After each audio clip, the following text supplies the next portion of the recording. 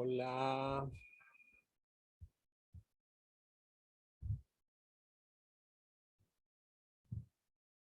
Ok.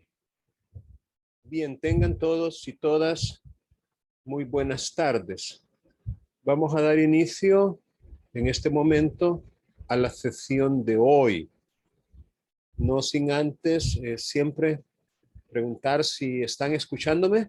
Tal vez pueden ahí confirmarme, por favor, activando el micrófono y decirme, a ver, Arnoldo, ¿puede escuchar? Sí, lo escucho. Ok, perfecto. Bien, como es normal en mi persona, vamos a iniciar repasando los contenidos que se han programado. Ah, vamos a pasar nuestros ojos por los contenidos de la semana que aparecen en la plataforma virtual. Estamos efectivamente en la semana 16, que en este caso comienza hoy y termina el próximo domingo a medianoche. Y en esta semana nos corresponde estudiar la audiencia única que se realiza dentro del proceso de inquilinato. Y obviamente dentro de la sentencia, de la audiencia, perdón, el pronunciamiento de la correspondiente sentencia. Prácticamente esta semana es la última en la que vamos a analizar el proceso de inquilinato, porque la próxima semana vamos a comenzar el estudio del proceso monitorio. Entonces, tomen eso en cuenta, que el proceso de inquilinato lo estaremos concluyendo en esta semana. Y vamos a leer las indicaciones que se han preparado para esta semana. Dice cómo se desarrolla la audiencia en el proceso de inquilinato. Esa es prácticamente la pregunta que motiva nuestro estudio durante esta semana. Vamos a ver si podemos hacer la letra un poco más grande. Ok. En esta semana, dicen las indicaciones, vamos a concluir el estudio del proceso de inquilinato, analizando el desarrollo de la audiencia única que se realiza dentro del mismo y en la cual se resuelve el litigio en primera instancia. En la presentación de la semana se presentan algunos conceptos que te resultarán familiares, pues ya has estudiado previamente la audiencia única dentro del proceso abreviado.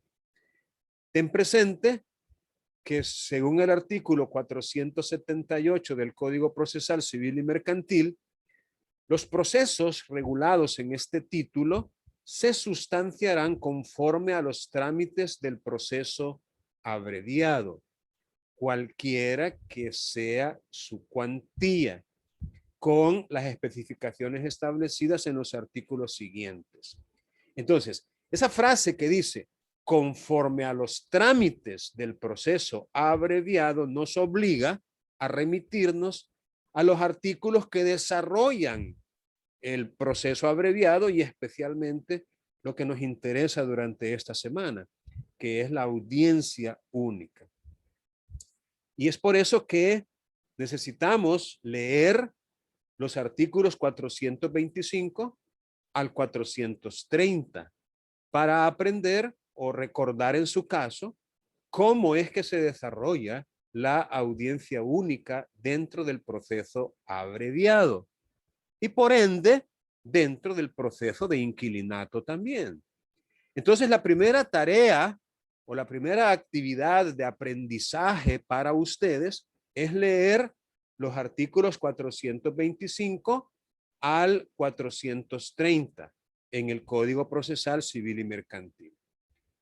Luego hay que leer otra vez, porque yo confío en que ustedes ya lo hicieron y por eso digo de nuevo, las especificaciones establecidas para el proceso de inquilinato en los artículos 477 al 488 del mismo código.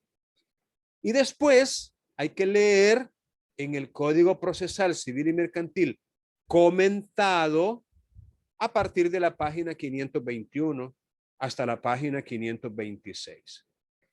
Y finalmente se les pidió que estudiaran la presentación de la semana para que puedas consolidar tu aprendizaje sobre la manera en que desarrolla la audiencia única dentro del proceso abreviado, que equivale a decir dentro del proceso de inquilinato.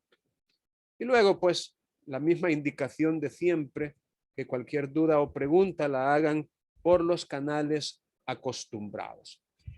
Así que quisiera yo abrir un espacio para ver si ustedes tienen algunas preguntas de lo que han leído en relación, por supuesto, con el proceso de inquilinato.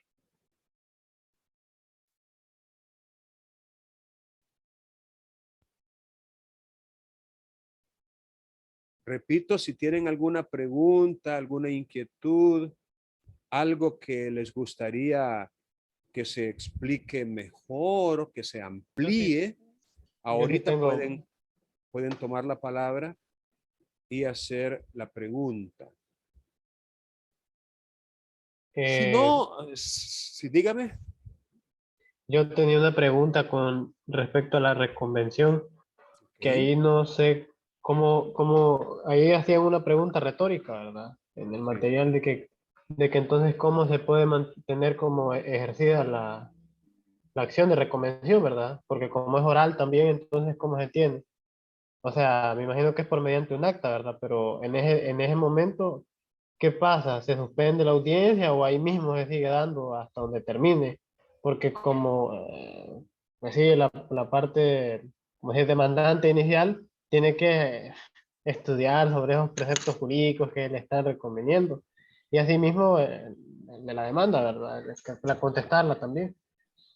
Entonces no sé si ahí se suspende la audiencia o qué se hace ahí. Eso me generó duda. Sí, muy bien.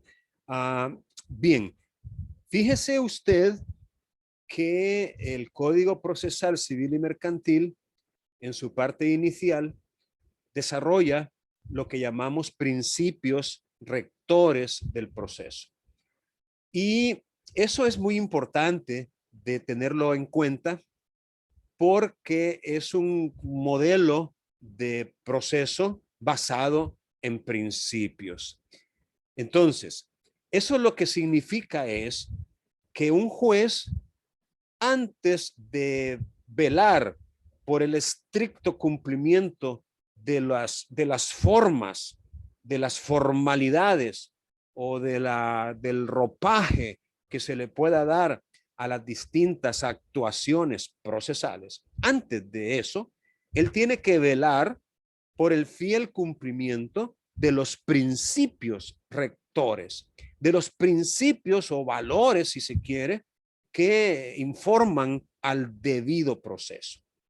Con eso en mente, en mi opinión, si nos encontramos ante una audiencia, abro comillas, única, fíjese bien, única. En el material se dice que el que se le llame audiencia única o la audiencia del proceso abreviado o de inquilinato, en este caso la audiencia, como queriendo significar que es solo una, eso no significa que atendidas ciertas circunstancias especiales no se pueda, por ejemplo, suspender para poderla continuar después o incluso interrumpir si fuera necesario para poder hacerla en otra oportunidad.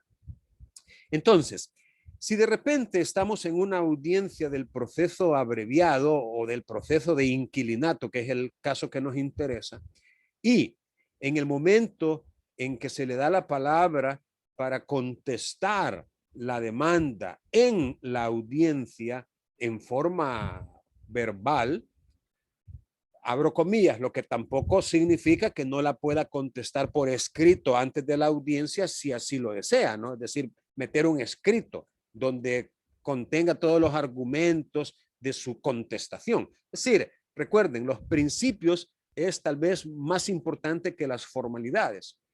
Entonces, si al dársele la palabra al demandado viene y no se limita a contestar la demanda, sino que presenta por su parte una contrademanda o una reconvención, entonces yo creo que en base a los principios, especialmente el principio de defensa, el principio de igualdad, el principio de audiencia, es decir, el principio de contradicción. O sea, en base a esos principios, yo entendería que si el original demandante no tiene en ese momento los elementos fácticos o incluso jurídicos en cantidad suficiente como para contestar por su parte a la reconvención, yo no veo ningún problema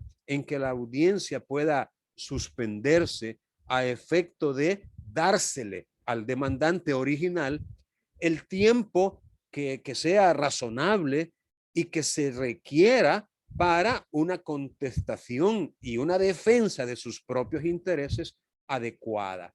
Entonces, yo no le vería ningún problema a que se le pueda dar esa oportunidad. Es decir, la forma en que está diseñado el proceso no es una camisa de fuerza, no es como que necesariamente tenga que ser así, sino que siempre hay algunas circunstancias especiales que pueden, por qué no decirlo, modificar la forma de proceder.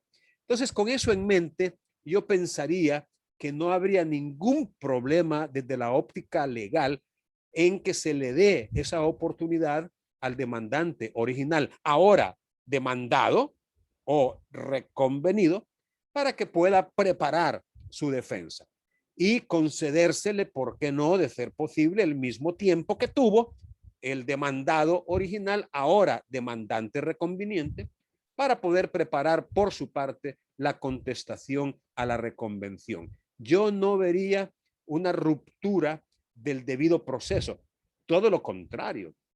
Si se le niega esa oportunidad, allí sí, yo vería que se ha roto con el debido proceso y que se habrían violentado garantías protegidas constitucionalmente. Entonces, repito, y tal vez como contestando su pregunta, no veo ningún obstáculo desde la óptica constitucional para que se pueda abrir un espacio temporal y darle la oportunidad al demandante, hoy demandado, para que prepare de la manera que él considere más eficaz su defensa. Ahora, distinto es que el demandante dijera por su propia iniciativa: señor juez, no necesito más tiempo para contestar, es decir, puedo hacerlo perfectamente en esta audiencia y de hecho contesto la reconvención en estos y estos y estos términos. Y sigamos adelante, no necesito tiempo adicional. Bueno, si él dijera eso de su propia iniciativa, pues no le vería yo tampoco ningún problema a que se continúe tal como él lo ha pedido, porque estoy considerando que en ese caso está renunciando a la posibilidad que tendría de contar con un tiempo adicional. Pero si no lo quiere porque no lo necesita, no le vería yo tampoco ningún problema. Bien, ¿alguien más desea formular alguna pregunta, alguna duda, alguna inquietud que tenga? Vaya, porque en esta ocasión vamos entre todos a leer código.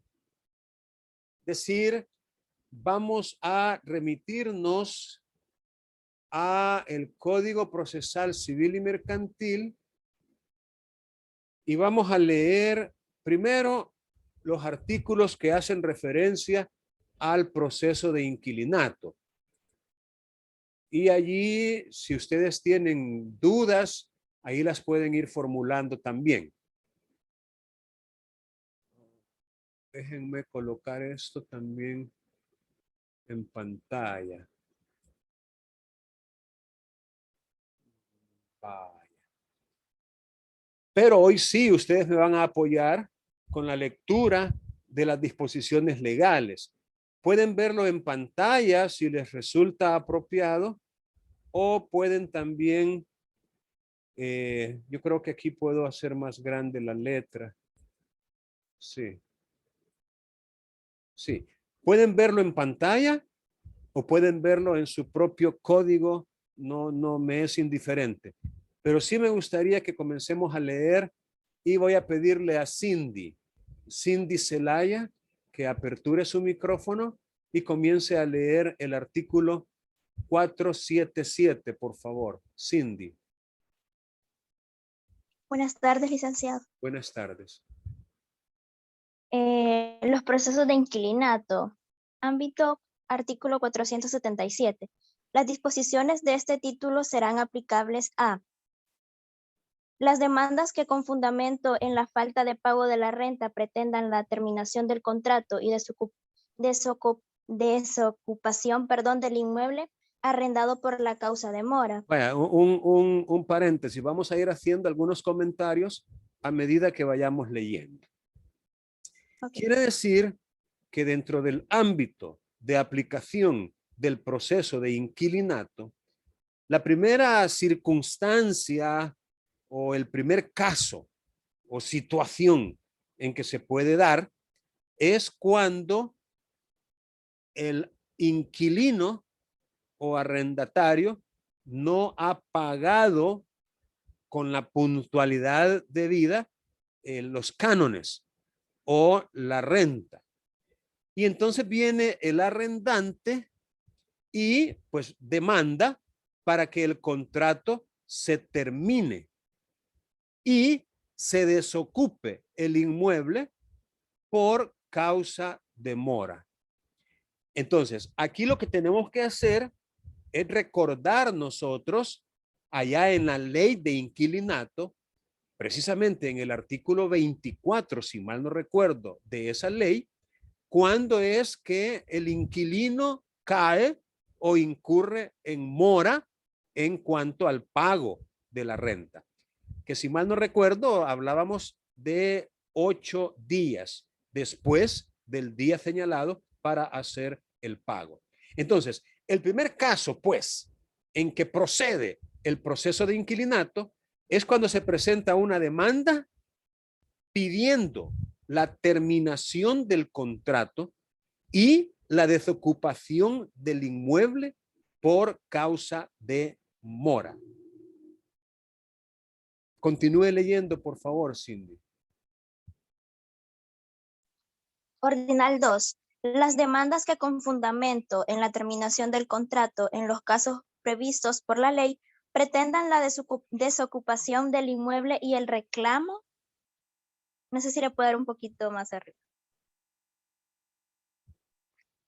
Y el reclamo de los cánones adeudados, perdón. Vaya. Allí la palabrita esa sería cánones, poniendo énfasis en la A. Cánones, por el tilde que lleva la letra A. Cánones.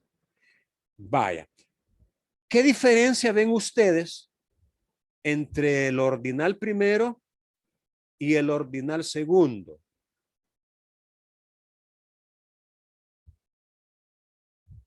Traten de encontrar una diferencia, por favor.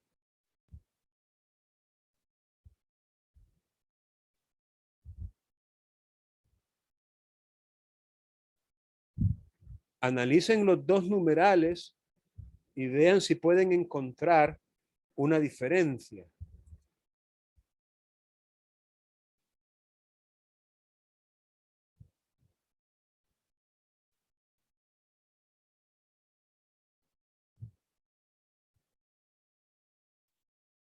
¿No sería que en el primero dice que con fundamento a la falta de pago de la renta y en el segundo dice que con fundamento a la terminación del contrato? Sí, sí, totalmente de acuerdo. Esa es una diferencia que se logra percibir de la lectura de los dos ordinales. O sea, en el primer caso, la pretensión es la terminación del contrato. Es decir, que el contrato se termine, que no continúe más su vida jurídica o su vigencia, llamémosle así. Entonces, la pretensión es que el contrato se termine. Ahora, esto es importante, fíjense bien, es tan importante desde la óptica procesal, porque cuando usted elabora una demanda, tiene que ser muy puntual, muy claro, muy definido, muy determinado en cuanto a lo que va a pedir. Miren, si usted se equivoca en la parte de la pretensión, el tribunal no va a poder suplir oficiosamente cualquier equivocación que usted cometa en cuanto a la pretensión. O sea, el principio dispositivo, que es uno de los principios de los que hablé al principio, exige que sea la parte interesada la que pida. Y el principio de congruencia, por su parte, no permite que se le dé al demandante ni más, ni menos, ni cosa distinta de lo que ha pedido. Principio de congruencia. Entonces, ejemplo, si usted no pide la terminación del contrato, es decir, si no la pide, pues, entonces el juez no puede dar por terminado el contrato.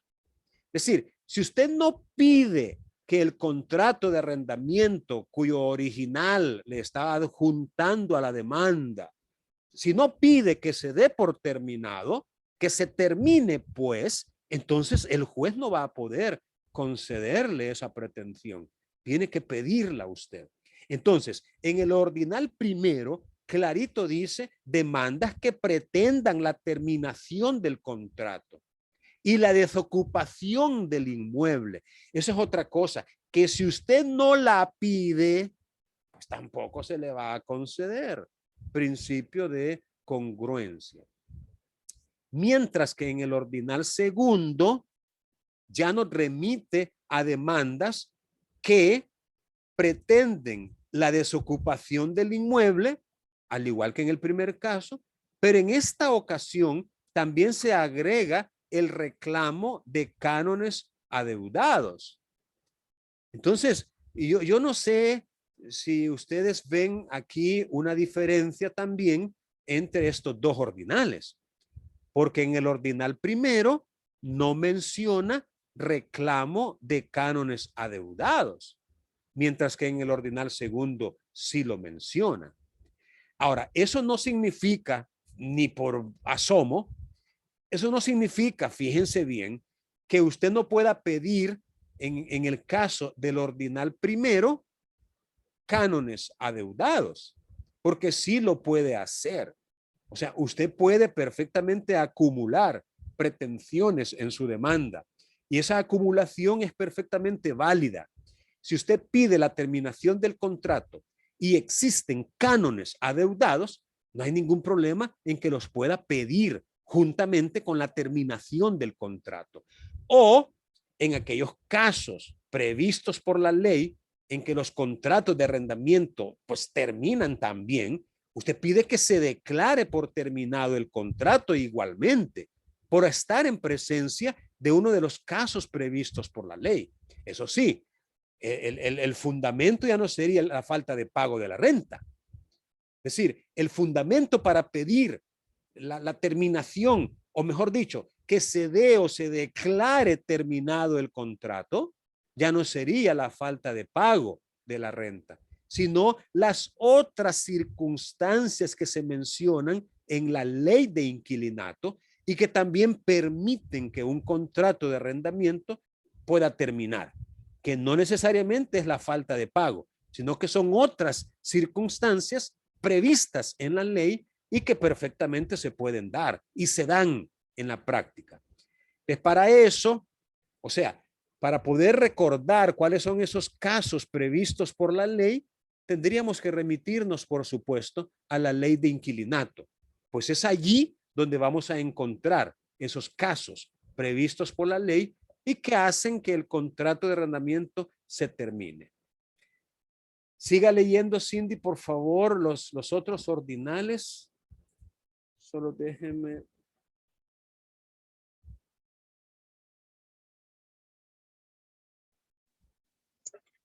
Ordinal 3. Las demandas que tengan por objeto obtener autorización para incrementar el valor de la renta. Y el ordinal 4, las diligencias que tratan de imposición de multas a que se refiere la ley de la materia cuando no hubieran sido impuestas en el proceso principal. Muy bien, Cindy, muchas gracias. Vaya, fíjense, según esto, otro ámbito de aplicación del proceso de inquilinato es cuando el arrendante desea incrementar el valor o el canon de la renta. Fíjense qué interesante. Yo pienso que esto no es muy conocido por las personas y no es muy, digamos, aplicado en la práctica. En la práctica, simple y sencillamente, el arrendante le informa o le avisa o le notifica o le comunica al arrendatario que pues ahora o a partir del próximo mes la renta será de tanto y punto. Es decir, se hace de hecho sin haber previamente obtenido la autorización judicial. Entonces, ¿qué podemos nosotros aprender de esto? Bueno, en principio, que no es lícito o no es legal incrementar el valor de la renta sin tener la debida autorización judicial.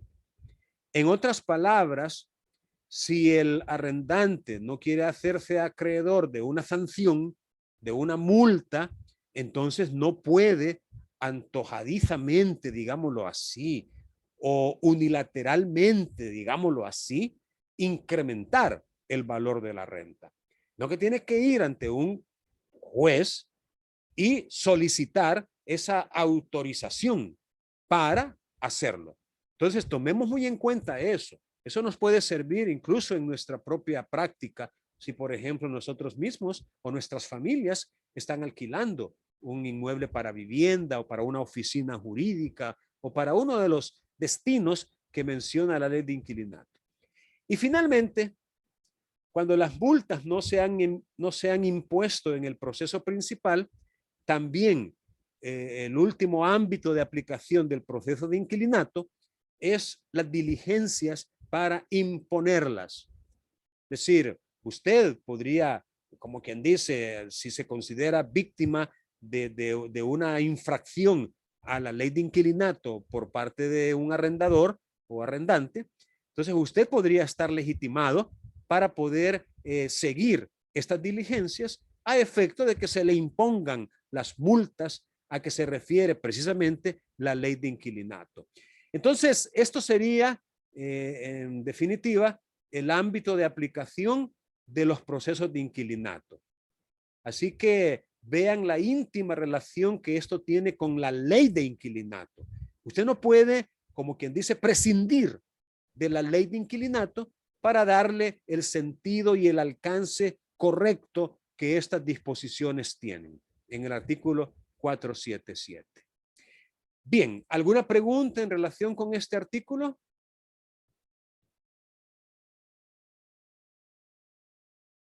Vaya. Veamos entonces el 478. Voy a pedirle a Norberto Pineda que me ayude a leer el artículo 478, por favor.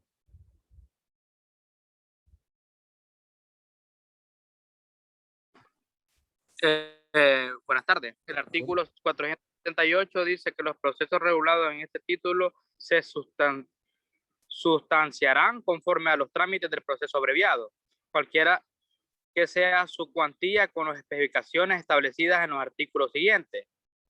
serán competentes para conocer de estos procesos el juez de primera instancia del lugar donde se encuentre ubicado el bien, con excepción de los juzgados de menor cuantía. Los procesos regulados en este título son los que refieren exclusivamente a arrendamientos para vivienda. Muy bien. Muy bien. Gracias, Norberto. Gracias por apoyarme con la lectura. Bueno, Lee, Vaya, vamos a ver cómo anda la memoria de ustedes. ¿Qué me pueden decir con respecto a este artículo 478? ¿Quién recuerda algo relacionado con este artículo?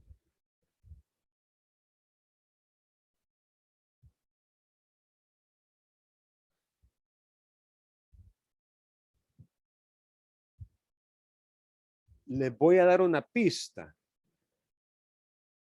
Les voy a dar una pista.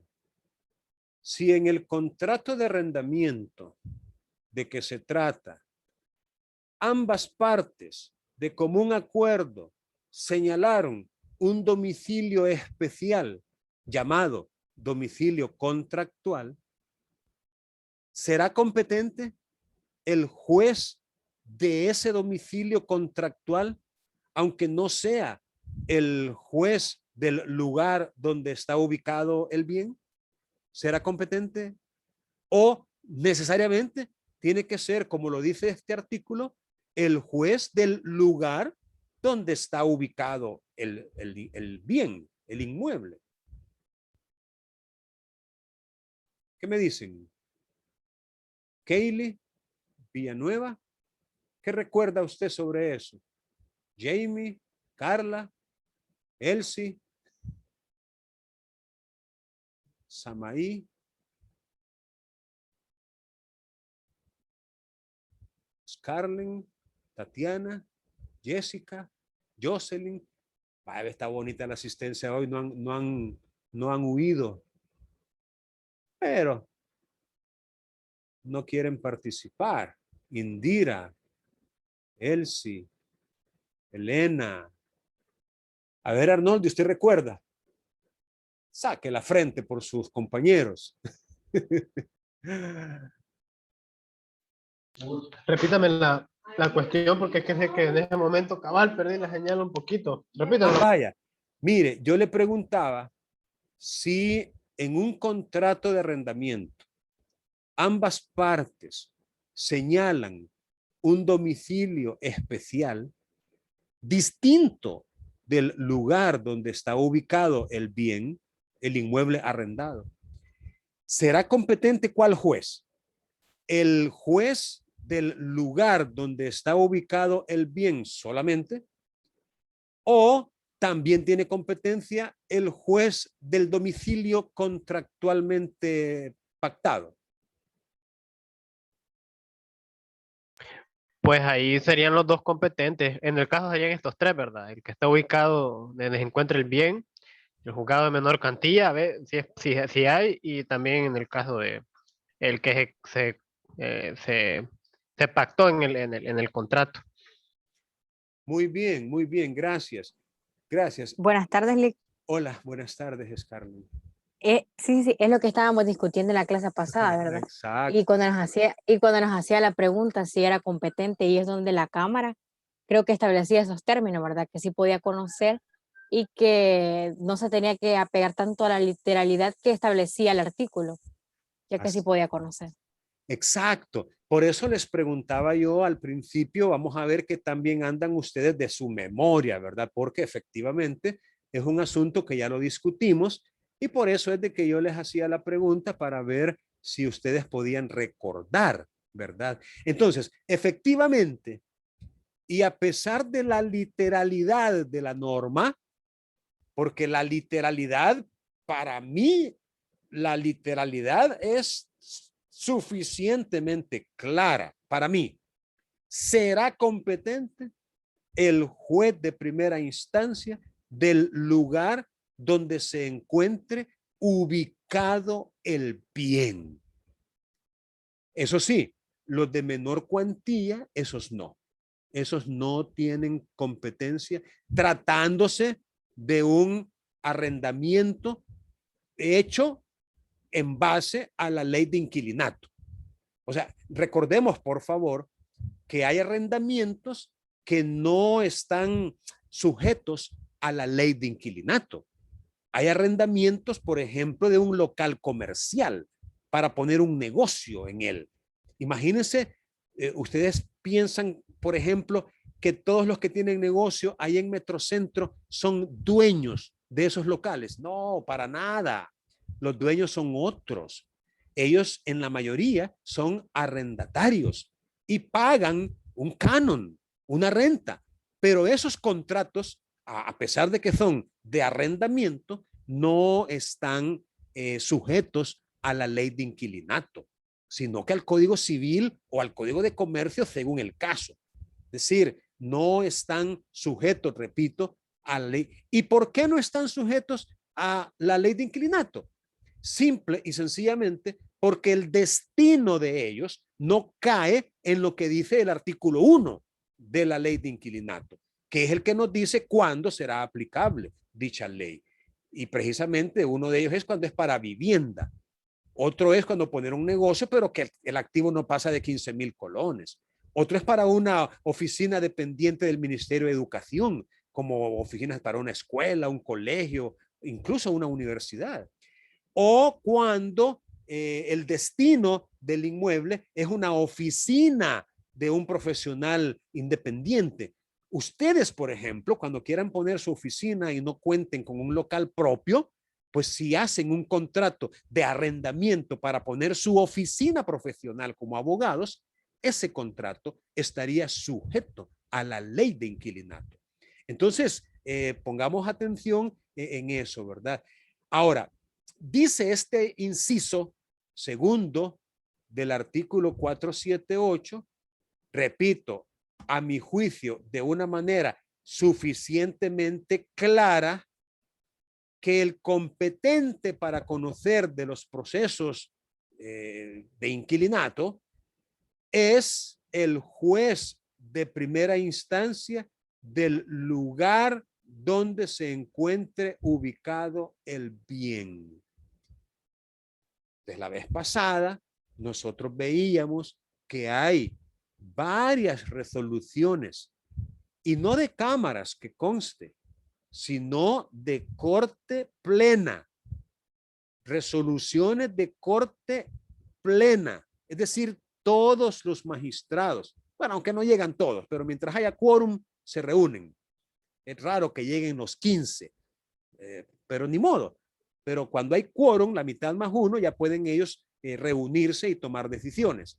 Entonces, en corte plena se ha dicho que a pesar de lo que dice este inciso, si las partes han definido un domicilio contractual, entonces será competente también el juez de ese domicilio contractual señalado por las partes, respetando, eso sí, el principio de bilateralidad, es decir, de común acuerdo, no en forma unilateral ni impuesta, sino de común acuerdo. Entonces, si fuera ese el caso, ya la Corte en pleno dijo que también es competente y no hay ningún problema en que la demanda se pueda presentar ante el juez de ese domicilio contractualmente señalado. Ahora, el otro asunto que también ha conocido la Corte en pleno es lo que dice el inciso final de este artículo. Y aquí es donde yo he insistido con ustedes de que cuando estamos estudiando derecho, no nos conformemos, aunque deberíamos, pero ni modo, no nos conformemos con lo que dice la ley, por muy clara que sea su redacción, ni nos conformemos con lo que dice la doctrina, entendida esta como las enseñanzas o las explicaciones dadas por los jurisconsultos, por los autores, por los expertos, por los profesores, por los académicos, por los especialistas. Es decir, no nos conformemos porque hay otra fuente de información que no podemos soslayar y es la jurisprudencia. Es decir, si usted quiere en realidad ser un abogado experto y competente, pues no se conforme con lo que dice la ley, porque podría, pues de alguna manera, equivocarse en la aplicación de la misma. Repito, si usted se conforma con lo que dice este inciso que acabamos de comentar, entonces para usted el juez competente será única y exclusivamente el juez del lugar donde se encuentra ubicado el bien. Y yo, pues, para ser honesto, no lo culparía por llegar a esa conclusión. Pero cuando uno lee la jurisprudencia de los tribunales y la corte en pleno, créanme, manda porque manda, pues si es un tribunal superior, pues está por encima de todos los demás. Entonces, jerárquicamente no le podemos quitar ese poder, esa influencia que tiene sobre todos los demás. Es decir, la corte en pleno ha dicho algo, aunque contradiga lo que dice la ley, no tenemos más remedio que aceptar y cumplir con lo que ha dicho la corte. Por eso es, y yo se los decía la vez pasada, que a la jueza de San Marcos la corte prácticamente la regañó. No con palabras groseras, pues, pero sí le hizo sentir que era necesario que ella se empapara de lo que la corte ha resuelto, porque ya habían casos similares resueltos de una manera distinta a lo que la jueza pensaba. Entonces, ahí no nos queda de otra. Pues con respecto al inciso final, pues se puede decir exactamente lo mismo. ¿Qué dice la literalidad? Si nosotros nos vamos, repito, a la ley de inquilinato, y quizás la vamos a buscar, me van a permitir un ratito porque vamos a buscar la ley de inquilinato también. Creo que la tengo aquí en pantalla.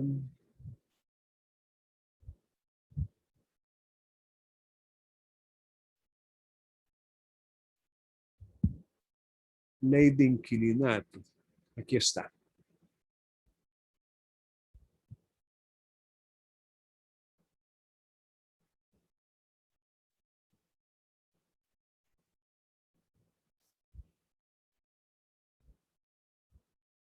Vaya.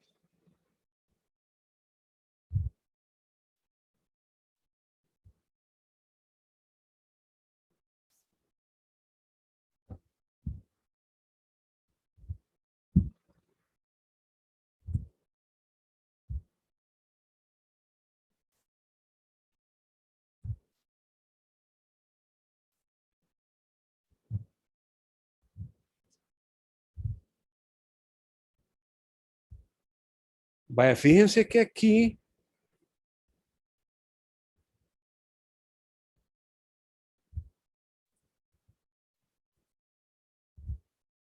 aquí dice de una manera puntual que la presente ley, o sea, la ley de inquilinato, se aplicará al arrendamiento y subarrendamiento de casas y locales que se destinen.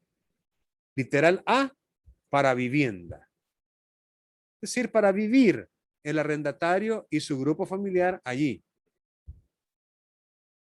Dice el siguiente literal: para instalar en ellos un establecimiento comercial o industrial cuyo activo no exceda de 15,000 colones.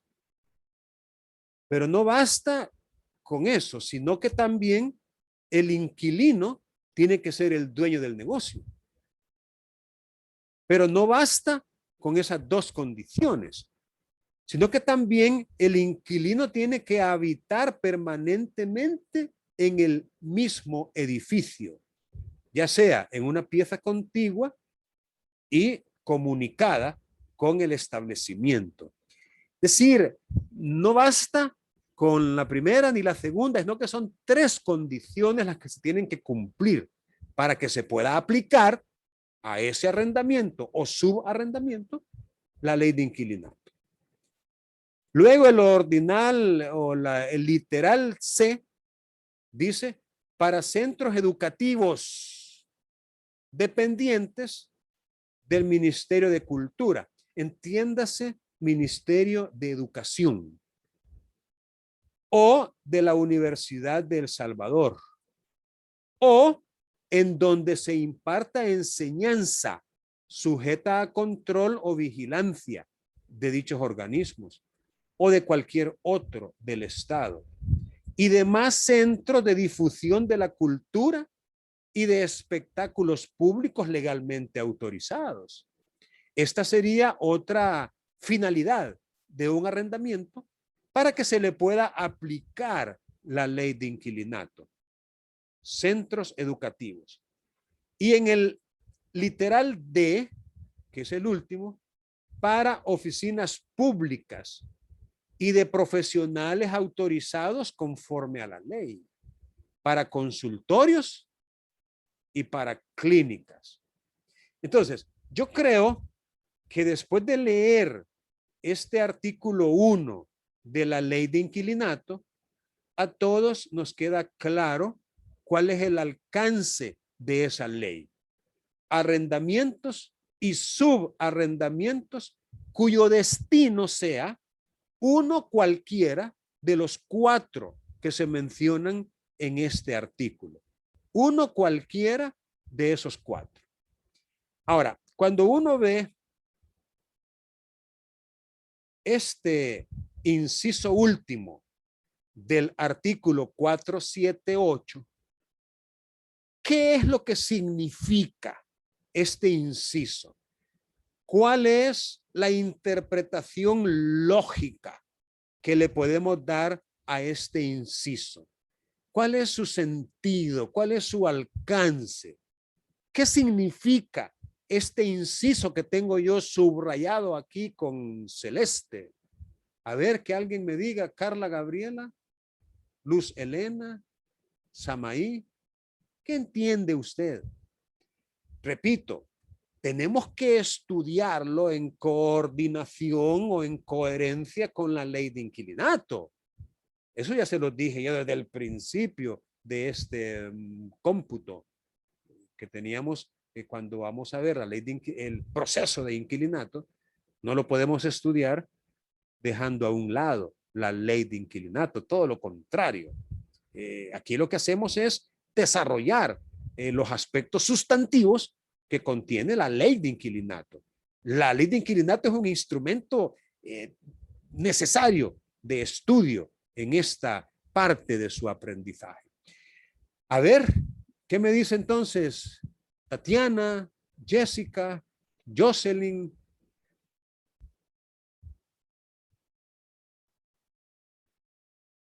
¿Qué quiso decir el legislador con este inciso último?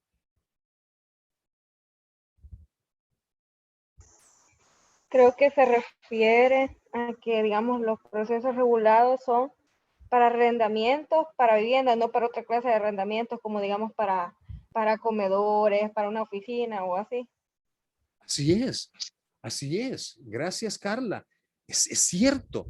Es decir, miren, aquí es donde yo, con un espíritu crítico, obviamente desde la academia, no con ganas de pelear con nadie, pues, pero sí con un espíritu crítico, vengo yo y digo, bueno, ¿cuál es el texto literal de este artículo? Y a partir de él, ¿cuál es el espíritu o intención del legislador? A mí no me queda ninguna duda de que de los 4 literales que ya vimos, los acabamos de ver, de estos 4 literales que tiene el artículo 1 de la ley de inquilinato, Literal A, para vivienda. Literal B, un negocio que no supere los 15,000 colones y las otras condiciones. Literal C, centros educativos. Literal D, oficinas, ya sea públicas o de profesionales, consultorios y clínicas. De estos 4 destinos, a mí no me queda ni la más mínima duda que el legislador dijo: de esos 4, los procesos regulados en este título solo son aquellos que se refieren, es que yo no sé por qué hasta risa me da. Como dije aquel anuncio, yo me digo a mí mismo, ¿cómo es posible? Miren, que se refieren exclusivamente. O sea, la palabra exclusivamente quiere decir solo esto y ningún otro. Eso es lo que significa la palabra exclusivo. Como quien dice, es excluyente. Solo vivienda. Cualquier otro destino que no sea vivienda, ese no entra en esta regulación del proceso de inquilinato. Cualquier otro destino que no sea vivienda se tiene que conocer por un proceso declarativo, tomando en cuenta aquellos criterios que nos sirven para decir si va a ser común o si va a ser abreviado, pero declarativo en todo caso. Y ante un juez de primera instancia si es común, o de menor cuantía si es abreviado. Es decir, eso es lo que el inciso dice. Y para mí, si está allí ese inciso, es por algo, no está de puro gusto. No está porque, mira, necesitamos más caracteres para completar la cuota que tenemos de caracteres. O sea, ahí tenemos un espacio en blanco y rellenémoslo con cualquier tontera. No, está allí por una razón. Y esa razón es circunscribir el proceso de inquilinato a los arrendamientos que son única y exclusivamente para vivienda. ¿Cuántos de ustedes están de acuerdo conmigo y con la interpretación que le estoy dando a este inciso? A ver, ahí en el Zoom, el verde o el rojo, vamos a ver. Vamos a ver qué tan bueno soy para convencer. Vaya, gracias, Indira. Los demás no están, solo se conectaron y se fueron. Digo yo en mi mente, siquiera vieran la videoconferencia después. Gracias, Cindy, gracias, Arnoldo. Gracias, Carla. Gracias a todos. Bien, miren. Ahí es donde uno se sorprende. Y uno dice, caramba, como que no entré a la universidad, como que no aprendí a interpretar, como que, vea, ahí es donde uno se sorprende. Cuando uno se topa con resoluciones de corte plena que dicen, no importa lo que diga el 478. Si un arrendamiento es para oficina de un profesional, déle trámite conforme al proceso de inquilinato. Es decir, la corte en pleno. Me pareció ver 12 firmas en una resolución, en un conflicto de competencia. Cuando le presentan a un juez un contrato de arrendamiento cuyo destino era la oficina de un abogado, y entonces viene y dice, bueno, aquí le tenemos que dar trámite de proceso declarativo normal. Entonces Paz lo manda a un juzgado de menor cuantía, creo, porque le reclamaban menos de 25,000 colones. Lo manda a un juzgado de menor cuantía. Viene de menor cuantía y dice, pues no, dice aquí el competente tiene que ser el juez de primera instancia en un proceso de inquilinato, obviando lo que dice el 478. Entonces lo manda para la corte para que resuelva el conflicto de competencia, y ahí es donde uno esperaría que la corte lea e interprete bien. Pero lejos de eso, viene la corte y dice, no, no importa. La verdad es que si es para vivienda, si es para un negocio que no exceda de 15,000 colones, si es para un centro educativo, si es para una oficina profesional, consultorio clínica, no importa. Entonces digo yo, borremos este inciso, pues, ¿para qué está ahí? Quitémoslo mejor, no sirve de nada. No sé si me explico. O sea, lo que quiero decirle yo es que en qué quedamos, pues. ¿Para qué está la ley? ¿Para qué está su redacción literal, su texto tan clarito? Si allá, ya a un nivel superior, van a salir con otra cosa. Eso para mí es motivo de crítica. Obviamente una crítica constructiva, espero, pues. O sea, yo no quiero aparecer ahí víbora o algo así. No, no, no, no. Yo simplemente leo, interpreto y digo, no me parece, pues, lo resuelto por la Corte en pleno. Bien, ¿alguna pregunta hasta este punto?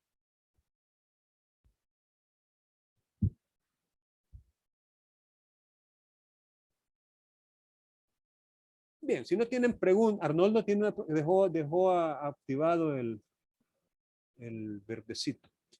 Vaya, Jenny, Melanie, Jenny. Ayúdenme a leer, por favor. Sí. Acumulación, artículo 479. Cuando la terminación del contrato se deba a la falta de pago de canon de arrendamiento, podrá acumularse a ella la pretensión de reclamación de las cantidades adeudadas. Muy bien. Gracias, Jenny. Vaya, miren, les voy a dar un consejo y anótenlo en algún lugar ahí en sus cuadernos. Miren, como el artículo habla de acumulación, recordemos lo que decía el ordinal primero y el segundo.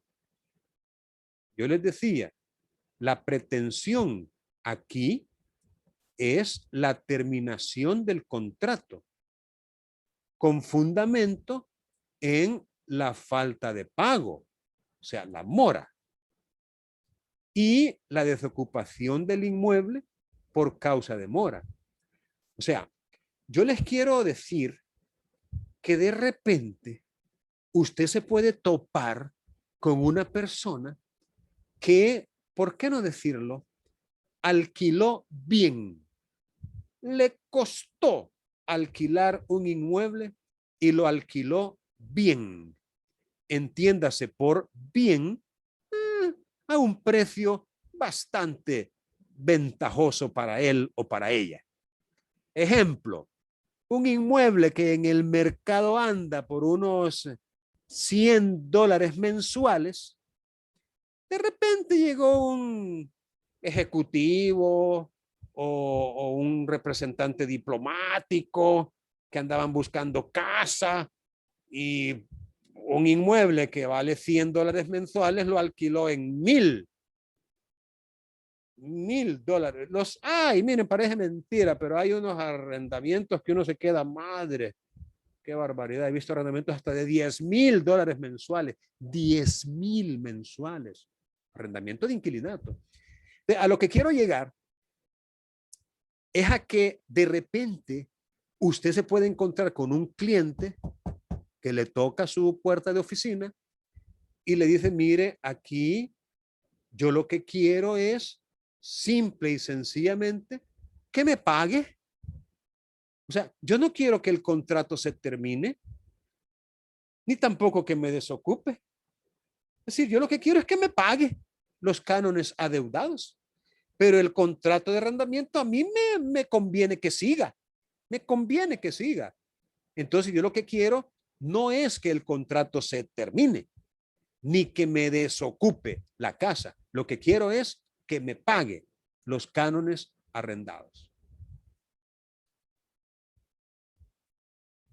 Entonces, a lo que quiero llegar es a que las pretensiones contenidas en una demanda pueden variar dependiendo el caso concreto y dependiendo lo que su cliente suyo, como abogado que ustedes, quiera, dependiendo lo que su cliente quiera.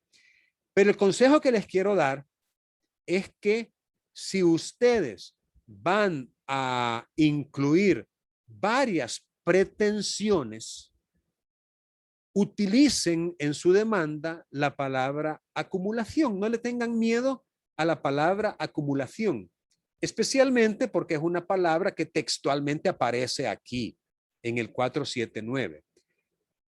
Y es que la acumulación es potestativa. Es decir, no es algo que usted necesariamente tenga que hacer. Por eso dice podrá acumularse a ella la pretensión de reclamación de las cantidades adeudadas.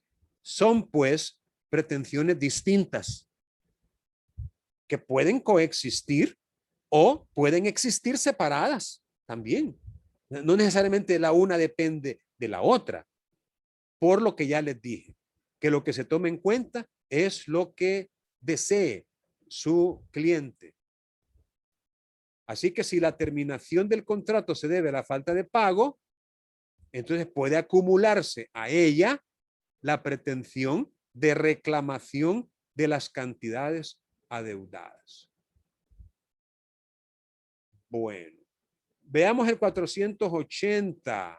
Voy a pedirle esta vez a Jamie Aguirre, que me ayude a leer.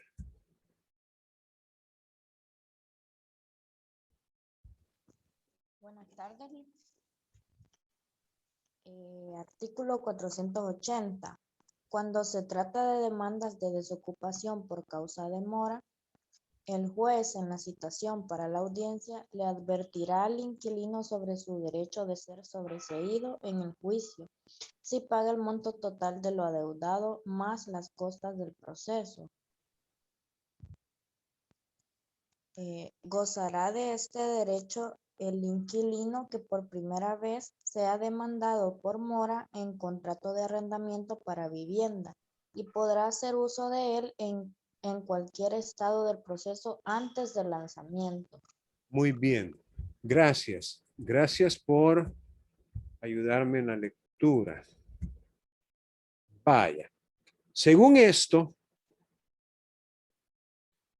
hay una carga o un deber que tiene el juez cuando se demanda por primera vez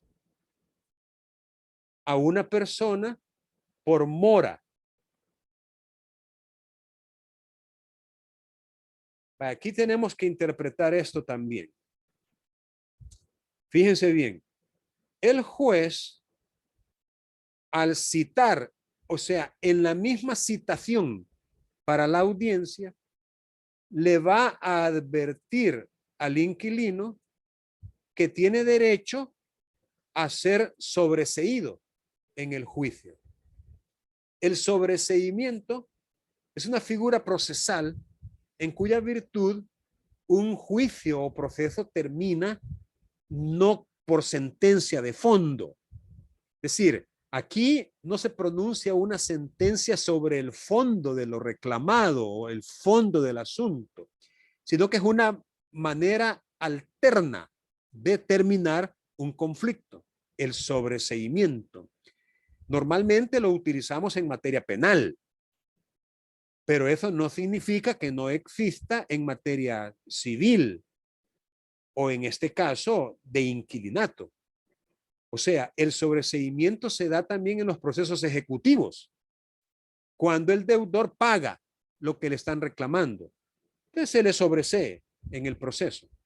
Igual se da el sobreseimiento en materia de inquilinato, cuando se demanda la desocupación por causa de mora. Entonces el juez advierte al inquilino que tiene derecho de ser sobreseído si paga el monto total de lo adeudado, más las costas del proceso. Este es un derecho que lo va a tener siempre que se le demande por primera vez y podrá hacer uso de él en cualquier estado del proceso antes del lanzamiento. Fíjense, esta es una de las particularidades o especificaciones que tiene el proceso de inquilinato y que por supuesto es muy propia de este proceso. No lo vamos a ver en los procesos abreviados en general, sino únicamente en este proceso de inquilinato. Y es esa advertencia o comunicación, si se quiere, o informe de que puede ser sobreseído si paga lo que se le está reclamando más las costas del proceso. Eso cuando se demanda la desocupación por causa de mora. Bien, veamos el siguiente artículo. Luz Elena, ayúdenme con la lectura, por favor.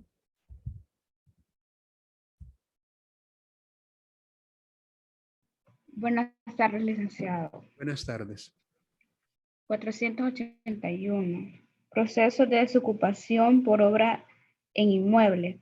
Cuando el propietario pretenda la desocupación total o parcial del inmueble para hacer una nueva construcción en el mismo, deberá presentar con la demanda un plano completo, debidamente aprobado, de las obras por realizar, con especificación del tiempo de duración de estas. Lo mismo deberá hacerse cuando se pretenda la desocupación para hacer obras destinadas a aumentar la capacidad locativa del inmueble o reparaciones indispensables que no pueda diferirse y exijan la desocupación, dirigiendo entonces la demanda contra el inquilino o inquilino a los que afecten las obras o reparaciones. En estos casos, el propietario deberá consignar con la demanda una cantidad igual a 2 mensualidades de renta que se entregará al inquilino si en el plazo de un mes contado desde la desocupación no se comenzarán los trabajos que fundamentaron la pretensión, sin perjuicio de las multas que se establecen en la ley. Si dicha consignación, la demanda no será admitida. Muy bien. Muchas gracias por su ayuda.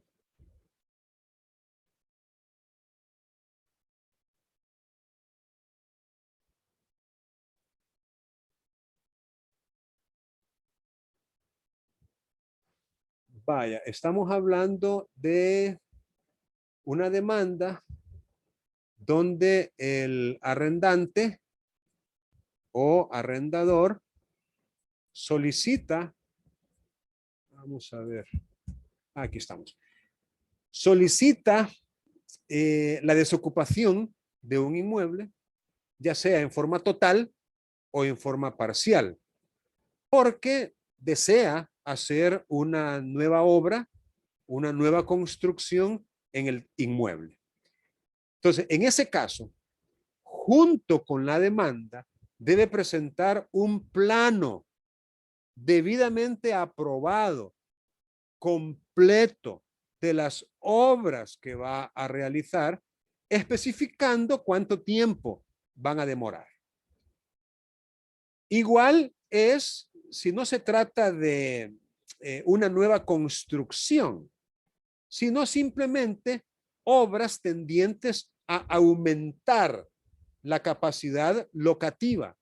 Es decir, obras que pretenden hacer más amplio el área útil del inmueble. O reparaciones indispensables, reparaciones que no se pueden demorar más y que obviamente exijan o requieran la desocupación. Hay reparaciones que no necesariamente requieren que se desocupe, pero hay obras que sí, que hay que desocupar para poderlas realizar. Entonces, en ese caso, igual tiene que presentar un plano completo debidamente aprobado junto con el tiempo, especificando el tiempo que esas reparaciones o construcciones o ampliaciones van a necesitar. Además de ese plano, el arrendador también debe consignar una cantidad de dinero equivalente a 2 mensualidades. Eso es como una especie de premio de consuelo, gratificación o bonificación que se le van a entregar al inquilino. Si en el plazo de un mes contado desde la desocupación no se comienzan esos trabajos, esas reparaciones o esas construcciones, y ello sin perjuicio de las multas. Y aquí viene lo que es clave. Sin dicha consignación de dinero o del plano en su caso, la demanda no será admitida. Claro, si de repente un juez recibe una demanda de estas y no viene junto con ella el plano ni el dinero, pues obviamente la solución es formular una prevención. Formular una prevención con el apercibimiento de que si no la cumple, pues entonces se va a declarar inadmisible. ¿Alguna pregunta hasta este punto? Bien, veamos Samaí. Samaí, si me ayuda a leer, por favor. 482. Vaya. Prevención en la citación para la audiencia. En todos los procesos de inquilinato en los que se pretende la desocupación del inmueble, se advertirá al demandado en la citación para la audiencia de su falta de comparecencia a la misma, llevará la decisión de no logro leer ahí. Desahucio. Desahucio sin más trámites en un plazo no mayor de 10 días. Muy bien, gracias. Vaya, efectivamente, aquí tenemos una norma procesal en materia de proceso de inquilinato, en donde cuando lo que se está pidiendo en la demanda es la desocupación del inmueble, entonces en la citación para la audiencia, el juez también tiene que advertirle al demandado que si no llega, como quien dice, si no llega a la audiencia, entiéndase, basado siempre en los principios rectores. Si no llega sin causa justificada, es decir, si le vale pues, y no llega porque no quiere, si no llega, entonces esa incomparecencia llevará a la declaración de desahucio sin más trámites en un plazo no mayor a 10 días. En otras palabras, prácticamente el desahucio significa el lanzamiento, significa la desocupación ordenada judicialmente, con el apoyo, por supuesto, de las autoridades de la fuerza pública. Es decir, algo así como quien dice, mira, tienes que venir a la audiencia. Si no vienes a la audiencia y no me justificas el por qué no has venido, entonces con el dolor de mi alma voy a ordenar que te lancen a la calle, que te echen con todo y cachivaches. Así de sencillo. En otras palabras, no es como a ciertas audiencias, por ejemplo, las de conciliación, que a la gente la citan 1, 2 veces y no van, no les importa. Pero la falta de comparecencia a esta audiencia tiene esas consecuencias desastrosas y totalmente negativas para el inquilino si no asiste. Ahora, en las resoluciones de cámaras que aparecen en la página web de la Corte, misma que les he recomendado varias veces, no, hombre, uno se topa con unos bueno, con unos fallos, con unas resoluciones. Por ejemplo, vi una donde el abogado de una de las partes no llegó a la audiencia, pues porque se enfermó. Digamos que la audiencia era para un 11, un ejemplo, ¿no? Un 11 de mayo, a las 11 de la mañana. Pues él no llegó. Entonces, el día siguiente, el día 12, a la misma hora, como a las 11, presentó un escrito diciendo que él no llegó a la audiencia porque se había enfermado, y presentó junto con el escrito una constancia firmada por un médico, una doctora de un establecimiento público de salud. O sea, no un médico privado o particular, sino un médico público, en donde decía que había tenido problemas de respiración y el esófago inflamado, que no sé qué, que no sé cuánto. O sea, a todas luces era una causa justificada, pues. Y miren, no me van a creer. Es que no me van a creer. Y le daba incapacidad por 3 días. Incapacidad que vencía el 13. O sea, el día de la audiencia era el primer día de incapacidad. Y de ahí 2 días más. Miren, no me van a creer que el juez de primera instancia o jueza, no me acuerdo, dijo que no tenía por justificada la ausencia porque la había presentado extemporánea. Para que vean. Mire, la moraleja del asunto y lo que yo les quiero transmitir a ustedes es que no se conformen con las resoluciones de primera instancia.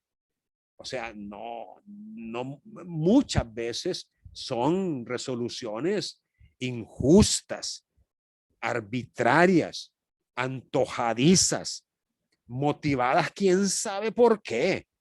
Porque a uno le cuesta entender cómo una persona letrada, un profesional del derecho, ahí me atrevo a decir que lamentablemente a lo mejor nunca ha litigado, y todavía un poco más, quizás nunca se ha enfermado. Ahí me van a disculpar la risa que me da a veces, pero es increíble, pues, sin lugar, se tiene por no justificada la inasistencia con las consecuencias de ley. Menos mal que hay recursos, ¿verdad? Porque la Cámara inmediatamente corrigió semejante esperpento. La Cámara inmediatamente revocó esa decisión y le dijo, no, hombre, ¿cómo va a estar extemporáneo si el hombre estaba enfermo? Y es prueba de ello. Pero para que vean, pues, que uno de repente se topa con personas que ejercen la judicatura y uno se pregunta, ¿y cómo llegó aquí? O sea, ¿con qué credenciales? O sea, ¿cuáles son las competencias que tiene para estar en tan alta investidura? Pero bueno, ni modo. Así son las cosas. Es que esto así es. Viene otra y en otro caso que también está allí. Ahí están esos casos. No les estoy dando vara, es cierto. Viene y dice que no había podido asistir a la audiencia porque la persona que le cuidaba a su hijo, pues no había llegado y que a ella le tocó quedarse cuidando a su niño, pues, es decir, a su hijo. Entonces, viene la jueza y dice, no, se tiene por no justificada. O sea, ¿quién pudo haber previsto esa situación de que no le llegara la niñera, la sirvienta? O buscar otras formas. ¿Qué otra forma? Tenía que cuidar a mi hijo. Cuidar a mi hijo. A saber que solterona no era la jueza que no le dio credibilidad o validez a ese argumento, pues cuando en realidad lo tiene. Entonces, repito, uno se va a topar con jueces y uno tiene que, obviamente no se va a poner usted a pelear con ellos, pues lo pueden hasta dejar detenido si usted se pone ahí un poco brusco, pero hay que estar muy cuidadosos, muy atentos y utilizar los recursos. Así que si de repente nos consultan, pues mire, me llegó esta cita a una audiencia, yo soy inquilino y la verdad es que no quisiera ir, pues ya sabe qué responderle, ¿no? A ese inquilino que no quiera ir. Le lee el artículo 482 y se lo explica. Vaya, veamos Jessica Esmeralda. Ayúdeme leyendo ahí el 483, por favor. De acuerdo. El inquilino estará obligado a dar noticia a sus subarrendatarios de la demanda interpuesta contra él y deberá hacerlo en el plazo de 3 días contados desde la notificación, so pena de responder frente a ellos por los daños y perjuicios que sufrieran como consecuencia del proceso. El demandado deberá poner en conocimiento del juez los nombres de sus subarrendatarios para que puedan ser citados de ahí a la audiencia. Muy bien, gracias. Vaya, este es un caso que podría no presentarse en la práctica porque el subarrendamiento no es tan común. De hecho, en principio está prohibido el subarrendamiento. Para que se pueda subarrendar tendría que haber un permiso expreso y dado por escrito por el arrendador o arrendante. Pero si de repente, por ejemplo, en los mesones la cosa cambia. En el mesón podemos encontrar un arrendatario general o principal y subarrendatarios que serían los que tienen las distintas piezas y uno de ellos tener como quien dice el arrendamiento de todo el mesón y subarrendar las piezas. Eso podría darse. Igual no es tan común, pero podría darse. Pero si se llegara a dar el caso de subarrendatarios, pues este artículo que lo que nos está enseñando es que el inquilino, el arrendatario principal, está obligado a dar noticia a sus, es decir, a aquellos que él ha subarrendado de la demanda que se ha interpuesto contra él. Y le dan 3 días contados desde la notificación para que lo haga. Si no lo hace, él va a responder frente a los subarrendatarios por los daños y perjuicios que sufrieren como consecuencia del proceso. Y luego, para que puedan ser citados a la audiencia, el demandado debe poner en conocimiento del juez los nombres de los subarrendatarios para que el juez los cite a la audiencia. Así que esta es una particularidad también cuando nos encontramos con subarrendatarios, pero obviamente de un arrendamiento contemplado en la ley de inquilinato. Y como lo dice la Corte en pleno, no importa si es para vivienda o para cualquiera de las otras finalidades. Luego el 484, ayúdeme por favor, Jocelyn Karina. Sí, buenas tardes. Buenas tardes. Dice, el subarrendatario podrá intervenir en el proceso como coadyuvante del demandado y para ello deberá acompañar el contrato que lo acredite como tal, siempre que el subarrendamiento hubiese sido autorizado por el arrendador. Los subarrendatarios no tendrán más derechos que los que la ley concede al inquilino y la sentencia que se dicte contra éste les afectará aunque no haya intervenido en el proceso. Bien, muchas gracias. Miren qué interesante. Y ello es así por la relación de dependencia que existe entre el contrato principal y el contrato dependiente. Llámesele dependiente al subarrendamiento. Por eso se llama así, sub. Significa por debajo de. Tenemos un arrendamiento y este que es arrendatario subarrienda. Obviamente puede ser la totalidad incluso del inmueble o puede ser parte o porciones de él, pero él subarrienda convirtiéndose con respecto al subarrendatario en arrendante, perdón, en arrendador. Es decir, el subarrendatario depende del arrendatario. Y aquí lo que dice este artículo es que el subarrendatario puede intervenir siempre y cuando el arrendamiento hubiese sido autorizado por el arrendador. Si ese arrendamiento es clandestino, oculto, secreto, no autorizado o prohibido incluso por el arrendador, entonces no se le podrá dar intervención en el proceso al subarrendatario. Es decir, el subarrendatario podrá intervenir como coadyuvante del demandado siempre y cuando el subarrendamiento hubiese sido autorizado. Ahora, ¿cómo se va a dar cuenta? Bueno, tiene que acompañar el contrato que lo acredite como tal. Y, por qué no decirlo, el contrato que tiene el arrendador y el arrendatario principal. O mejor dicho, el instrumento donde conste la autorización dada por el arrendador para que el arrendatario principal o general pueda subarrendar. Esos son como los requisitos para que se le pueda dar intervención en el proceso. Ahora, los subarrendatarios están supeditados a las resultas del proceso. De tal manera que si el arrendatario lo pierde, pues igual pierden ellos. Por eso dice, la sentencia que se dicte contra este les afectará, hayan intervenido o no. Bien, veamos Elsie, Leticia, ayúdeme usted ahora, por favor, a leer.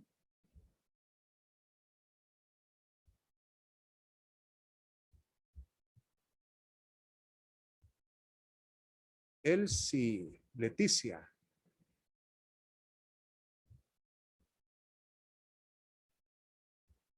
Hola. Hola, Dick. Bye. Lea en voz alta, por favor. Prueba en proceso de desocupación por causa de mora. Artículo 485.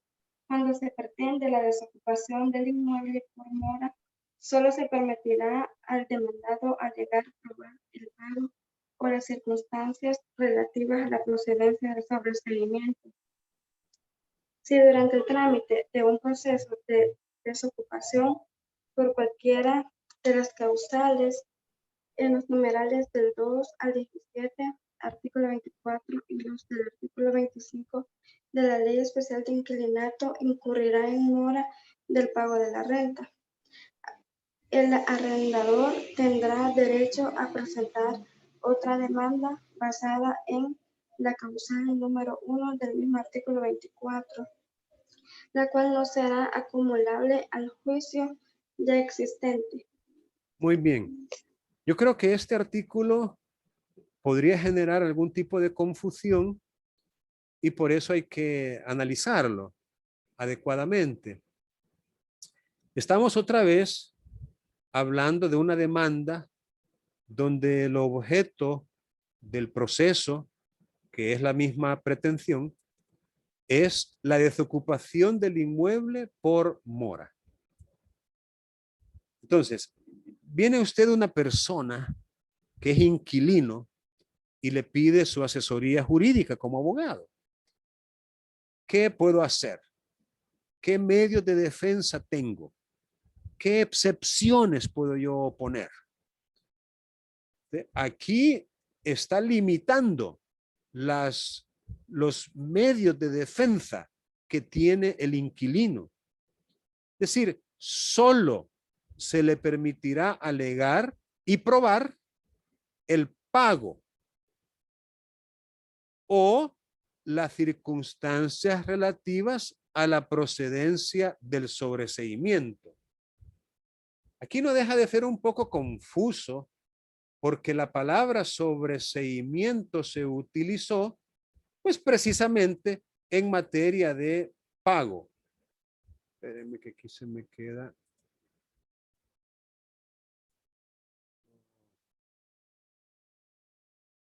Espérenme un segundo.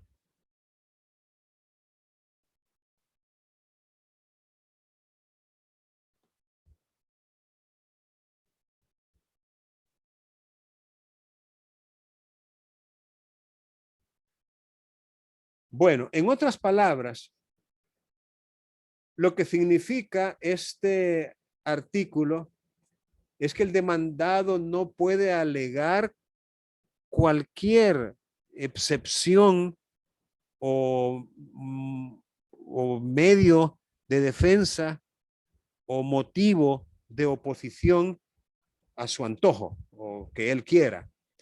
Por ejemplo, no podría, por decir algo, alegar la nulidad del contrato. Es decir, no puede alegar como quien dice que se trata de cosa ajena, por ejemplo, y que por ende va a esperar para poder pagarle al propietario del bien. O sea, no. O sea, en ese tipo de procesos, solo se permitirá al demandado alegar y probar el pago o el hecho de que va a pagar. Algo así como quien dice, mire, es cierto, yo he caído en mora, han sido pues tiempos difíciles, pero aquí está el pago. Es decir, o sea, no es que ya pagó, sino que aquí está, voy a pagar. Esas son las circunstancias relativas a la procedencia del sobreseimiento.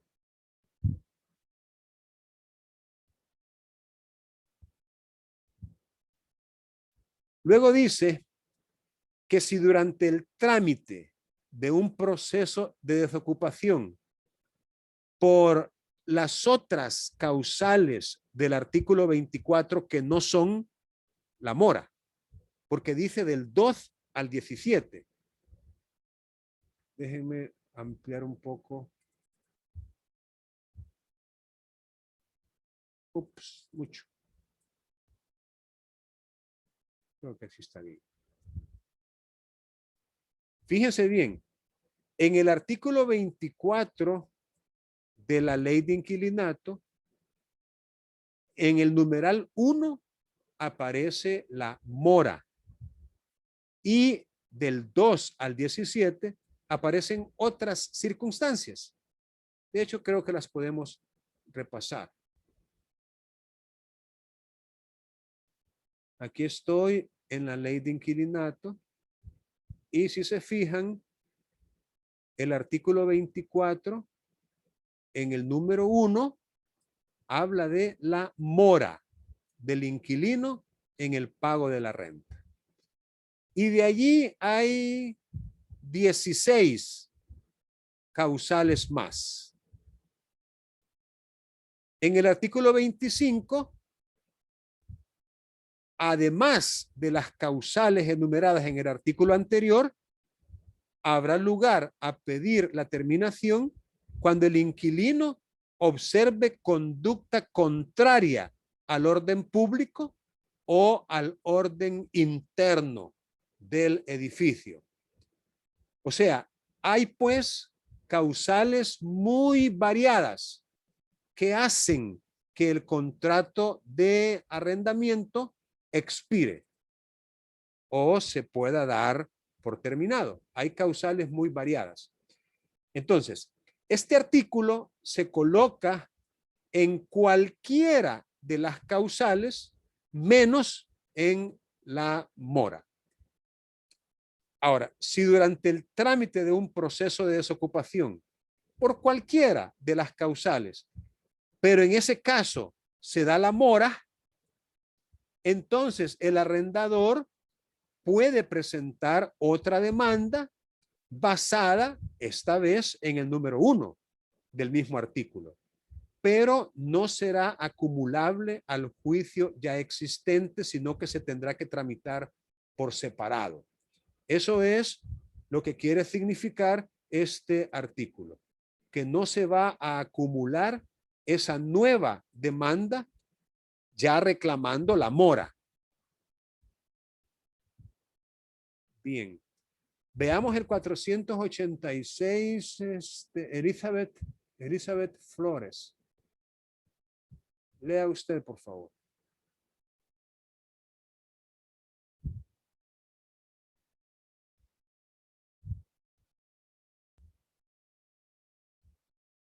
Elizabeth. Hola. Hola, presente. Veamos ahí, por favor, el 486. La sentencia que se dicte en los procesos de desocupación a causa de mora no producirá efecto de cosa juzgada y deja a salvo el derecho de las partes para acudir al proceso declarativo correspondiente a fin de resolver la cuestión. Contra ella se dará recurso de apelación. Contra la sentencia dictada en apelación no habrá recurso alguno. Muy bien, gracias. Vaya, fíjense bien. Tomen en cuenta que las causales por las cuales un arrendante puede pedir la desocupación de un inmueble que dio en arrendamiento, las causales son variadas, son múltiples. Aparecen en el artículo 24 y en el artículo 25 de la ley de inquilinato.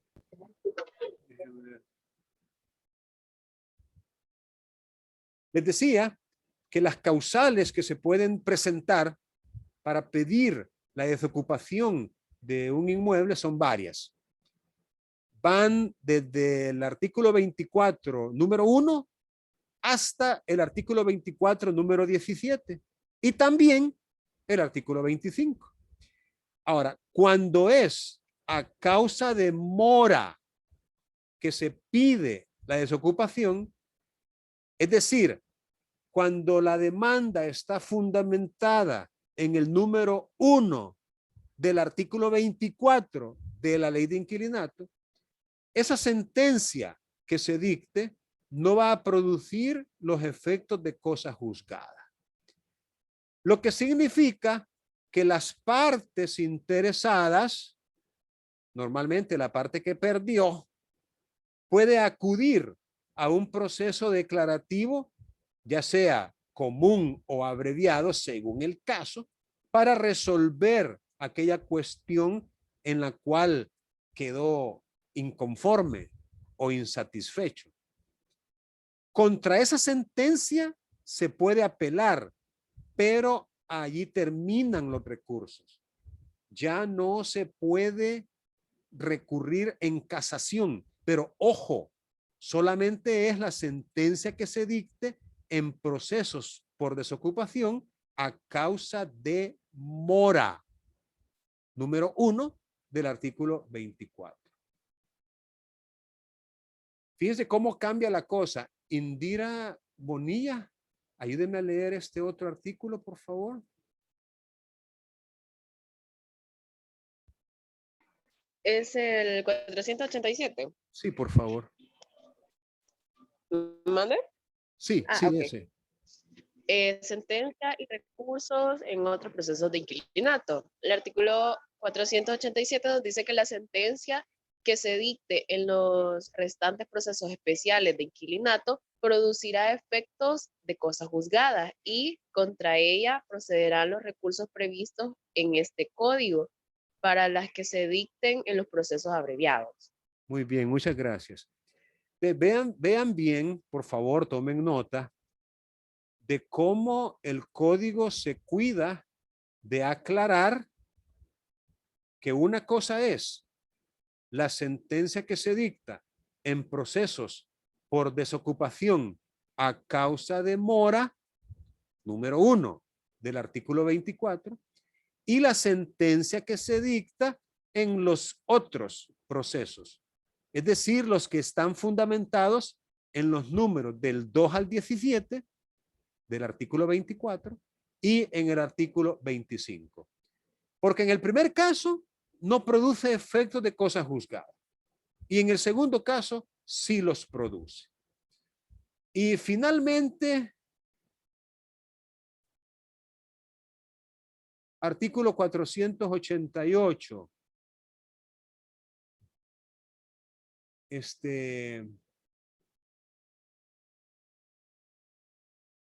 ¿Quién me falta? Sí, Elena Villanueva me falta. Lea usted, Elena, por favor. Elena Villanueva. El 488, Sí, por favor. cuando el demandante pretenda la desocupación del inmueble por ruina o insalubridad, la sentencia estimatoria deberá expresar que el inmueble es inhabitable total o parcialmente. En este caso, la desocupación se mantendrá por el tiempo que duren las obras necesarias para la rehabilitación. Así es. Bueno, este artículo es también una particularidad, pero que se aplica solo cuando la demanda es desocupación por ruina o insalubridad. En ese caso, la sentencia, si es estimatoria, tiene que expresar si el inmueble quedó inhabitable del todo o en parte. Y la desocupación no es permanente, sino solo por el tiempo que duren las obras necesarias para reparar esa ruina o esa insalubridad. Muy bien, hemos llegado al final. Lean, por favor, los contenidos que se han preparado y presentado para ustedes, y siempre cualquier duda, háganla por el chat. Tengan muy buenas tardes. Hasta luego.